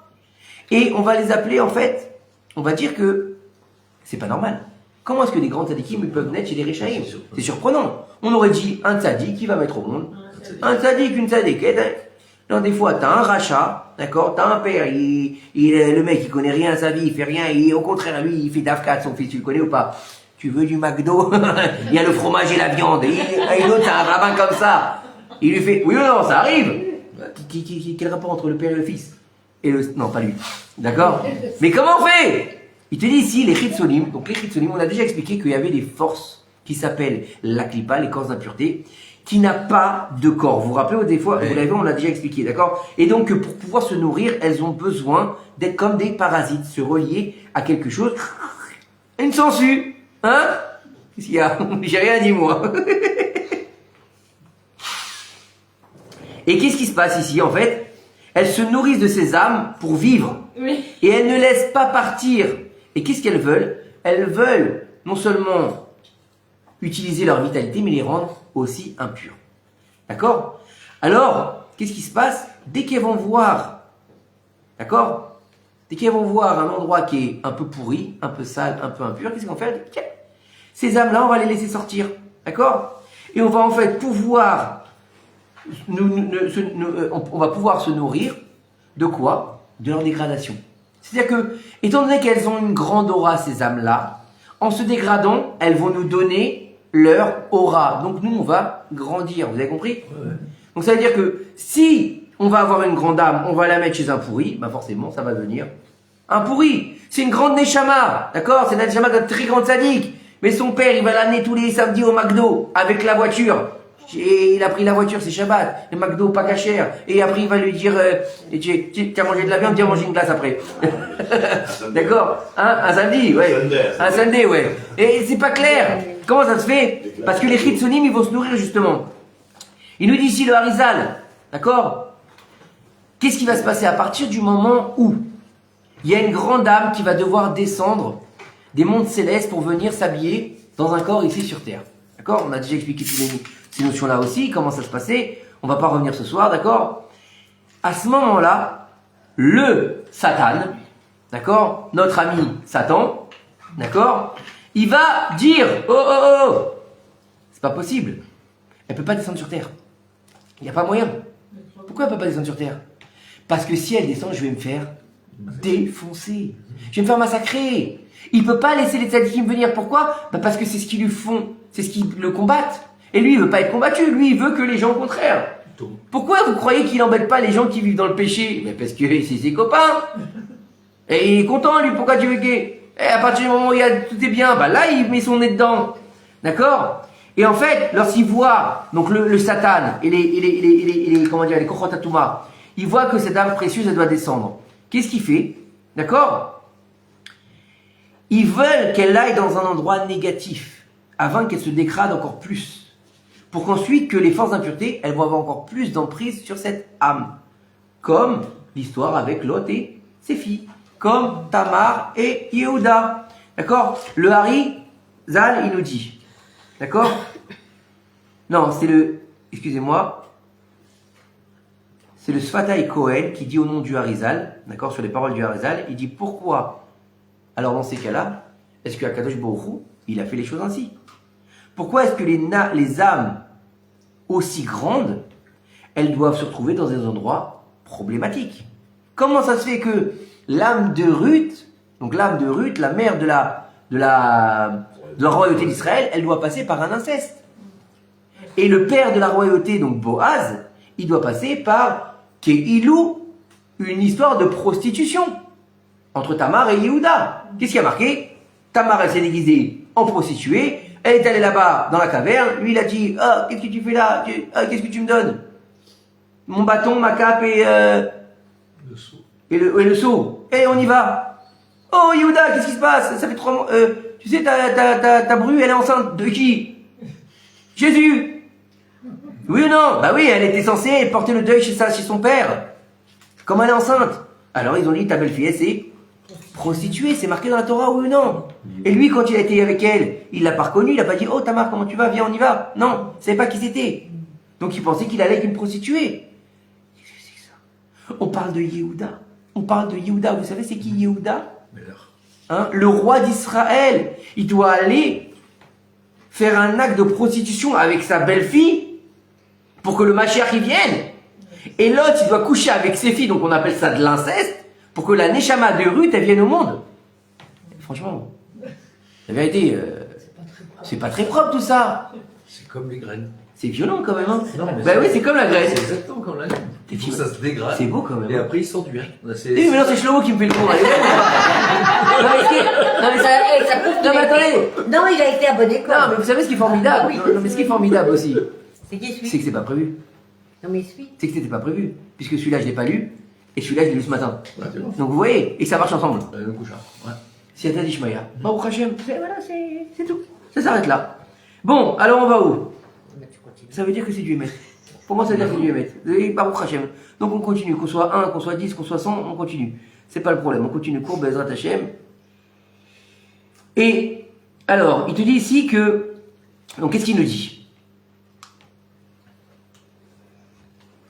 Il nous dit ici, donc, le Sfatai Kohen. Il va dire que tout ce que Dieu il a fait, d'accord? Lui, c'est ce qu'il fait, bien sûr. Hein. Dieu, il fait pas les choses au hasard. Il va pas dire, non, vous savez, on va laisser ça histoire de... Non. En fait, il va mettre en place des choses pour que vienne le Mashiach. Le but de la réparation du monde depuis la faute originelle, c'est justement qu'il y ait, à un moment donné, une fin. Moi, j'appelle pas ça une fin, j'appelle plutôt un début. Un début. Parce que dire que c'est l'apocalypse, c'est la fin des temps, c'est pas vrai. C'est la fin du temps peut-être. Mais pas des temps, puisqu'il y aura un autre temps. D'un temps donné, d'un temps X, qui va donner vers un autre temps qu'on va passer donc du 7 vers le Shabbat et le Shabbat vers le 8.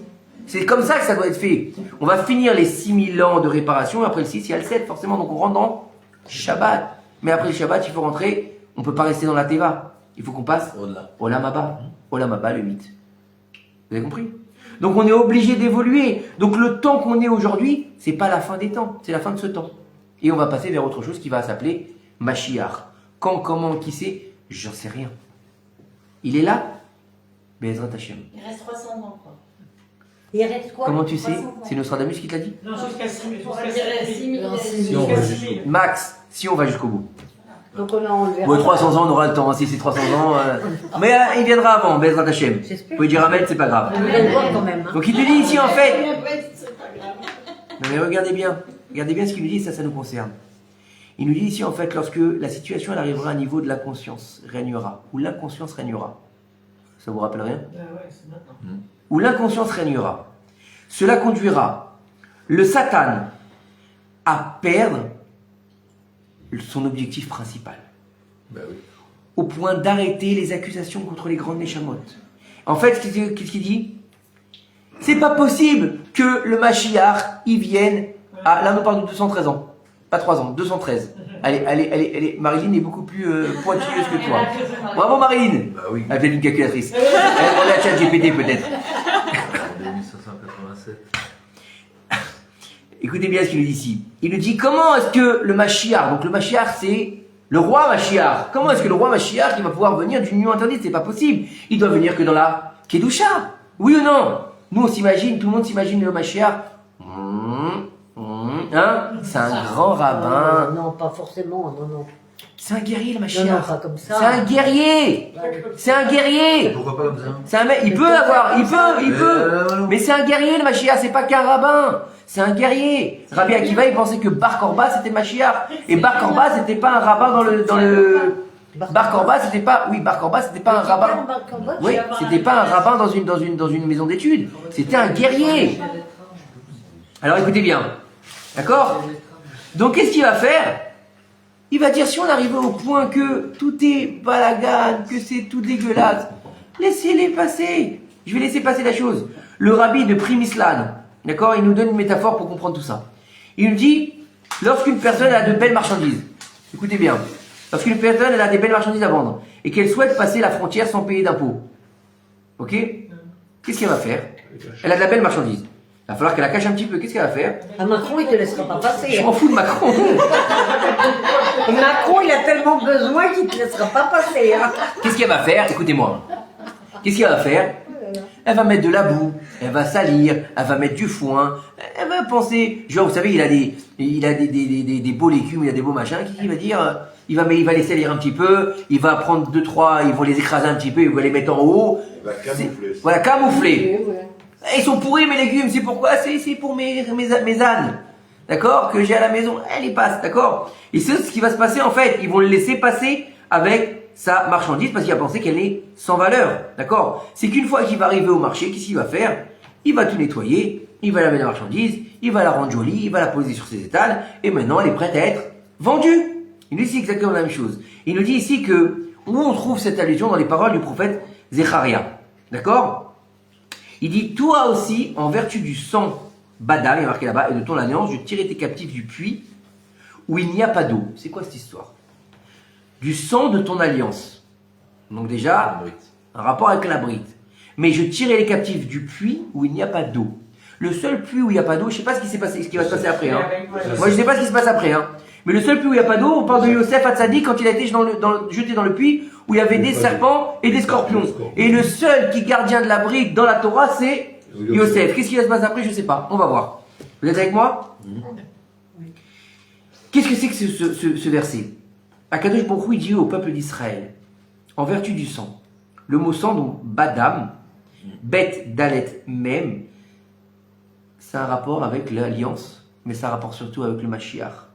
Badam, c'est Mem, Mashiach, Bet, Ben, Dalet, David.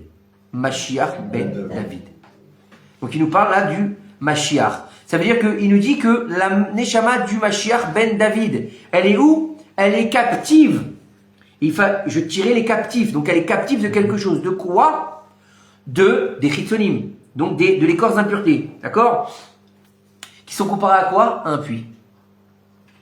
D'accord? Donc il va la tirer du puits où il n'y a pas d'eau. Par quoi? Par le mérite de ton alliance. Britecha. Britecha, ce sont les initiales de Beth, Boaz, Resh, Ruth, Yud, Yehuda, Taf, Tamar, Chaf, Kalato. Bah, c'est beau, hein? C'est beau ou pas? En fait, ils te disent que, en fait, étant donné qu'elle est cachée dans le puits, qui est captive des Chitsoniout, elle ne pourra pas sortir. Ils font pas attention, les accusateurs, ils vont la laisser partir. Maintenant, on peut comprendre mieux pourquoi est-ce que Akadosh Baruch Hu, il a fait que Yaakov Avinu va épouser 2 sœurs. D'accord? Sortira tout le peuple d'Israël. D'accord? Yaakov, il a fait ça pour, justement, désorienter le Satan. La même chose. D'accord? Il faut en faire que il va faire sortir 12 Neshamot Théorot, un truc de malade, des gens qui sont d'un niveau qu'on peut même pas comprendre aujourd'hui. Tous les midrashim qu'on a sur les Shvatim, c'est joli, c'est sympathique, c'est beau, je vous assure, c'est très beau. J'avais étudié un Mahamar il y a quelques années, d'accord? Le Mahamar, il fait 30 pages, c'est que sur les noms, ce que j'ai fait Shabbat. Qui c'est qui était la Shabbat? Vous avez vu le résumé qu'il fait sur la fin des 12 noms? Sur la fin des 12 noms, ça c'est tiré de 30 pages. Il y a 30 pages là-dessus qui expliquent toute la profondeur des noms des 12 tribus. Donc savoir l'essence même des 12 tribus. Donc c'est sûr que impossible de les laisser sortir. C'est sûr que l'accusateur il veut pas que ça vienne au monde. Pourquoi? Parce que si l'accusateur il laisse sortir les 12 tribus, il va laisser sortir donc le peuple d'Israël. Donc il laisse sortir l'exil. Donc il laisse sortir la sortie d'Égypte. Et le don de la Torah. Et Israël. Et le Mashiach. Donc il signe son arrêt de mort en fait. Il veut pas. Vous avez compris? Donc ça veut dire que Yaakov Avinu, il va faire un espèce de Tralouid. Non, c'est pas marché. Il va faire un Tralouid pour faire sortir les âmes de ses enfants en fait. D'accord? Il va dire le Satan qui s'y dit dans la Torah, il y a marqué tu peux pas te marier avec 2 sœurs. Moi lui il a épousé 2 sœurs. Qu'est-ce qui va sortir de ça? Des nazes. Il a trompé il a trompé le Satan, exactement. D'accord? Donc ça veut dire, ça maintenant, en fait, qu'est-ce qu'il nous dit ici, hein? Qu'est-ce qu'il nous dit ici par rapport à Ruth et Boaz? Ils ont vu les anciens, qu'est-ce qu'on a dit les anciens tout à l'heure, c'était les rabbinim, d'accord? Que c'était des gens qui avaient un certain niveau. Ils ont vu par prophétie, hein? Ouais, ils ont vu par prophétie que de leur union, justement, cette union à Boaz et Ruth, il sortirait qui? Le Mashiach. Puisque de cette union va naître Ishaï, et de Ishaï naîtra David. Donc il naîtra qui de David? Mashiach ben David. Donc ça veut dire quoi en fait?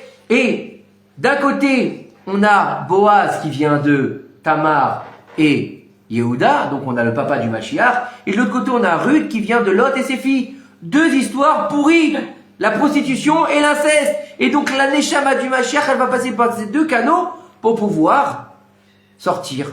C'est extraordinaire ou pas? Donc étant donné qu'on a 2 personnes comment dire, en Boaz et Ruth qui viennent de 2 actes qui sont sales, le Mashiach il viendra pas pour le Chitzoni, ils font pas attention à cette Neshama.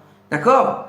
Donc il te dit en fait semblable à Rachel et Léa. Pourquoi? Parce que eux ils ont édifié la maison d'Israël, donc que ta femme aussi elle puisse édifier la maison d'Israël. C'est-à-dire quoi? Construire la maison d'Israël sans que les accusateurs ils puissent s'éveiller.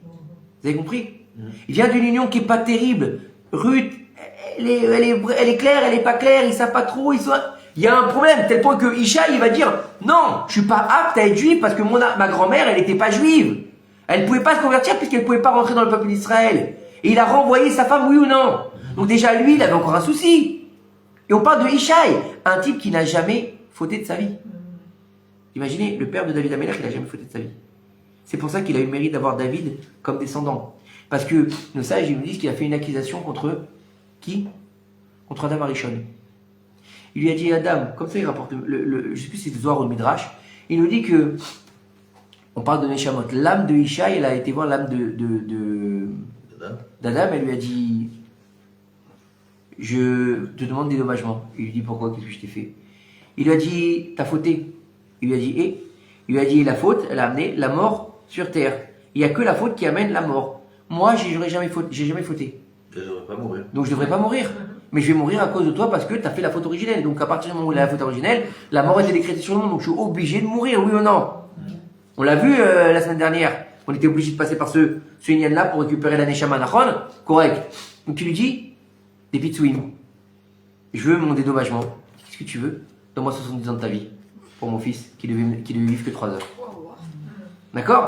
C'est pour ça qu'il faut comprendre que on peut pas rapporter nos patriarches et nos shpizines et nos tzadikim comme de simples personnages. Quand on parle d'Abraham, il faudrait se laver la bouche, je pense, avant de parler d'Abraham. De Yitzhak, il faudrait pas se laver la bouche, et les oreilles aussi. D'accord? Et pour Yaakov, et la tête alouette, je veux dire.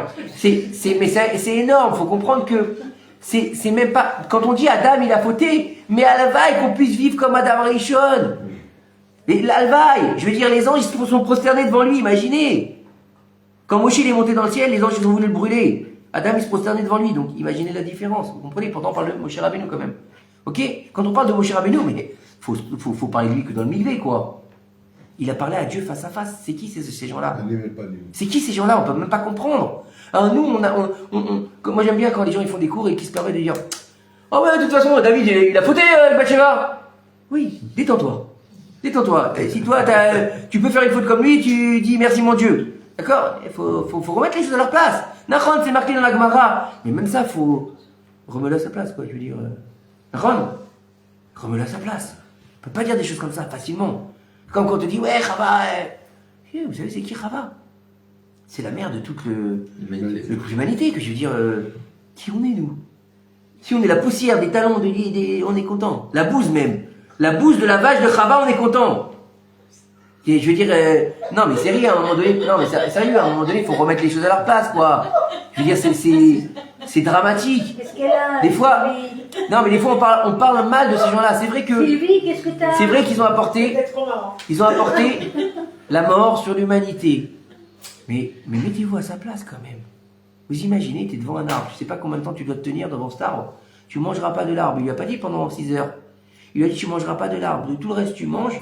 Cet arbre tu manges pas. Il lui a pas dit pendant une demi-heure. Tu lui as dit une demi-heure, il aurait tenu. 1 heure il tient, 6 heures il aurait tenu. Même s'il lui avait dit 5-6 ans, il lui a pas donné de temps. Vous imaginez ce que c'est la frustration? Hein? Il est là devant et... Il n'y a pas un autre arbre à côté. Il n'y a pas d'arbre avec celui-là, il était beau en plus, il était beau, il luisait comme ça, tu sais, c'est comme le bijou là que t'as pas le droit de voler et tu rentres au Louvre.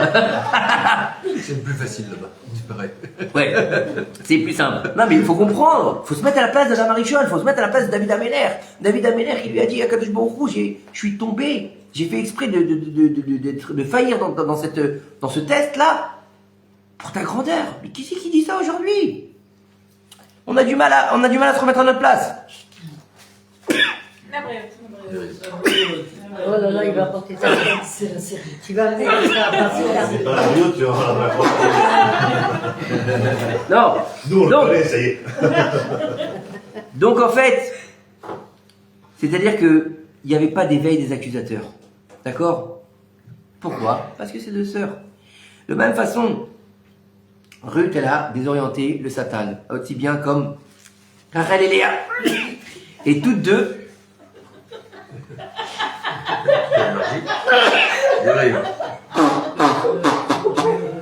d'accord? Donc, aussi bien de Rachel et Léa que de Ruth, il va naître le Mashiach. De Rachel et Léa, il va naître. Donc, surtout de Léa, il va naître Yehuda. Et de Ruth, il va naître, et de l'inceste, il va naître Ruth.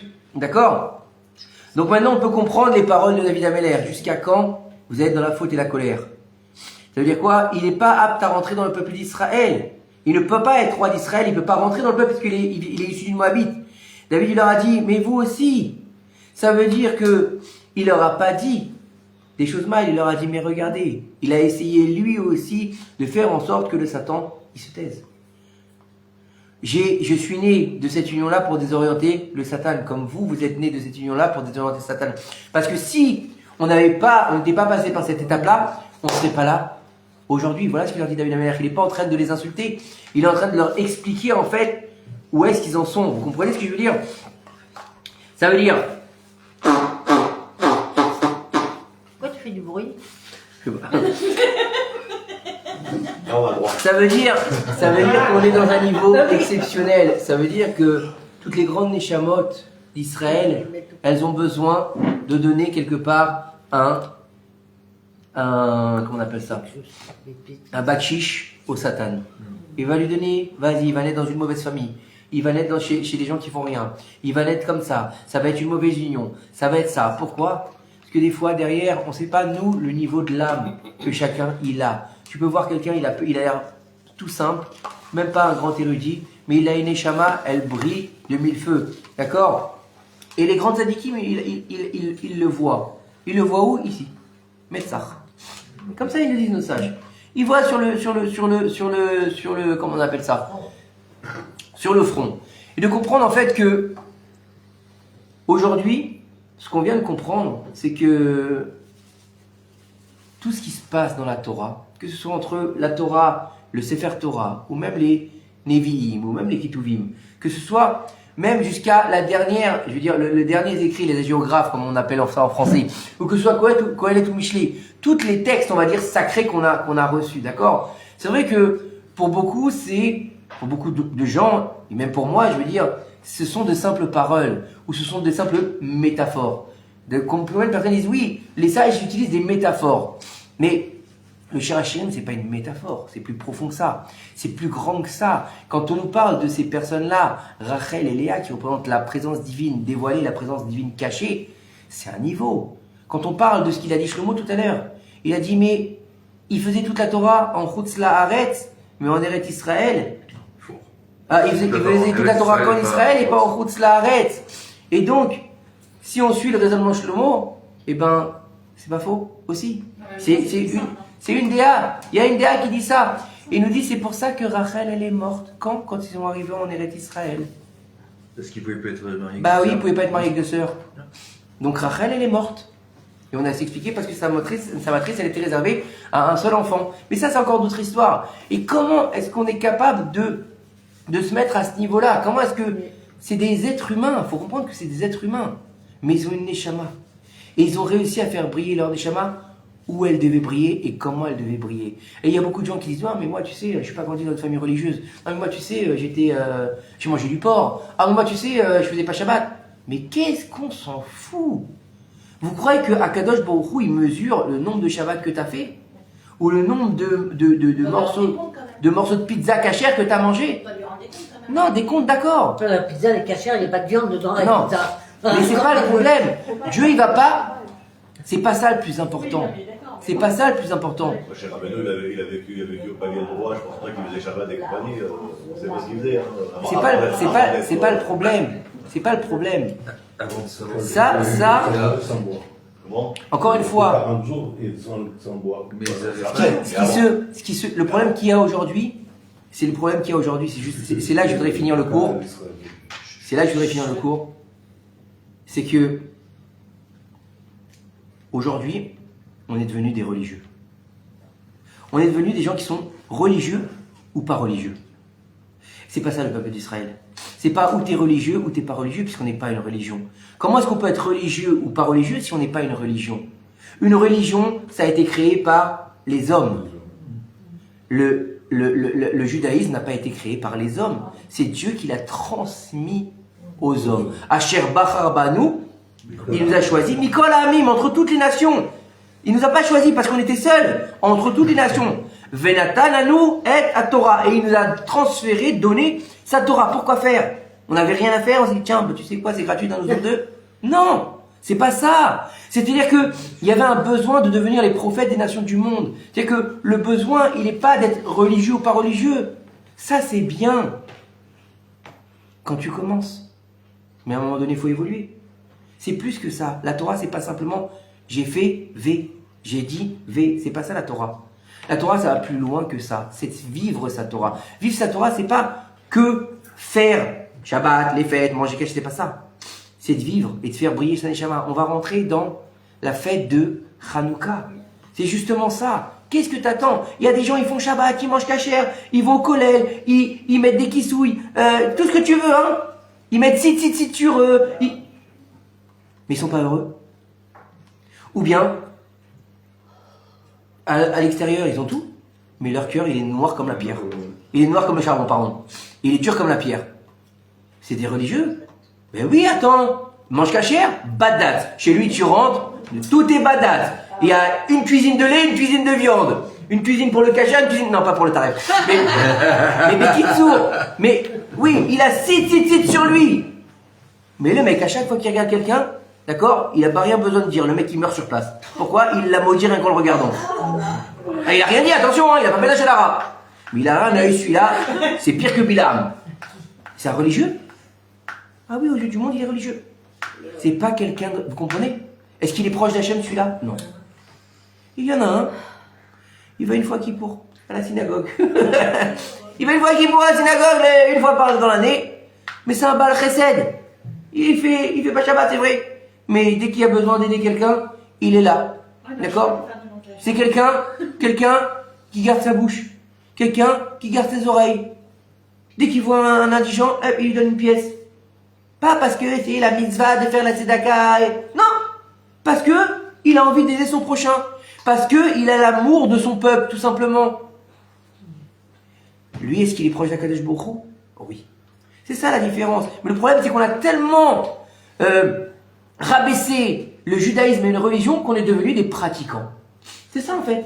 Alors, bien sûr, ça va avec le package. Il faut faire Shabbat? Oui, il faut faire Shabbat. Il faut manger cachère? Oui, il faut manger cachère. Mais comme il dit le Rav Ben Chetrit, ça, c'est la base. ça c'est pas... c'est la base, quoi. Je veux dire, c'est... Tu manges cachère, tu fais Shabbat, tu fais les fêtes. C'est la base, vous comprenez? D'accord? Après, par-dessus ça, mais quelqu'un qui fait pas... Alors, c'est pour ça qu'il n'est pas proche d'Hachem? Non. Mais comme on a voulu nous mettre dans des cases, alors c'est où on en arrive aujourd'hui. Bien sûr qu'il faut faire les mitzvot. Bien sûr qu'il faut faire la Torah parce que c'est un moyen de se rapprocher d'Akadosh Baruch Hu. Mais le plus important, c'est d'être Toro Kebaro. Il faut être entier avec soi-même. Il faut être justement cette fameuse graine. Il faut aller casser son ego de religieux, de non-religieux, de grand machin. Et ça veut rien dire aujourd'hui. Malheureusement, voilà ce qu'elle disait Déborah. Des rabbins, moi j'ai été voir des rabbins, ils ont dit des choses, ça s'est pas réalisé. Pourquoi? Parce que c'est pas des magiciens. Ah ouais, mais si tu vois tout ce qu'ils m'ont raconté. Oui, mais alors, moi aussi je raconte des bonnes histoires à mes enfants tous les jours. Une vie complète, je l'aurais C'est pas le problème, justement. Ça s'appelle, mais pour ça met des chikras, c'est des menteurs. Ils vont utiliser les forces du mal. Si c'est être habillé comme un rabbin, utiliser les forces du mal, t'es pas dans les bras d'Akadosh Baruch Hu, t'es dans les bras du Satan. D'accord? Donc faut savoir où tu vas aujourd'hui. Le plus important dans notre génération, où on a perdu justement la notion, on a perdu notre orientation, on a perdu nos valeurs, on n'a même plus confiance en nos rabbinim. Oui ou non? On n'a plus confiance, on ne sait plus qui est un vrai rabbin, qui est un faux rabbin. Celui-là dit quelque chose, l'autre dit le contraire. Celui-là dit, celui-là il est pas bien, celui-là il est pas bien. Il se crache dessus. Shem Shmor. Sur les réseaux sociaux. Des rabbins qui crachent sur d'autres rabbins. Et pas des petits, hein, des super connus. Qui leur donnent comment on appelle ça? Des sobriquets. Shem Shmor Verachem. Il y a marqué dans la Torah, t'as pas le droit de donner un sobriquet. Un juif ou non? Comment est-ce qu'un rabbin, il peut appeler un rabbin, genre un sobriquet? Shem Shmor. Comment est-ce que le peuple il peut subir ça? Où est-ce qu'il est le peuple? Si les rabbinim déjà ils sont dans le problème, où il est le peuple? On est complètement désorienté.